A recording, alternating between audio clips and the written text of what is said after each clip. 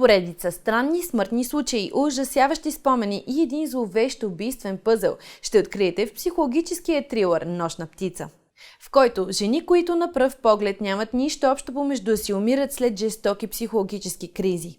А детектив Фрост Истън търси връзка между самоубийствата, която го води до психиатъра Франческа Щайн. Но съвсем скоро случаят става все по-личен и по-опасен. Франки е принудена да се изправи срещу фатални пропуски в собствената си памет, а Фрост се сблъсква с убиец, който познава най-лошите му страхове. И сега въпросът е дали най-ужасяващите спомени не са точно онези, които не помним.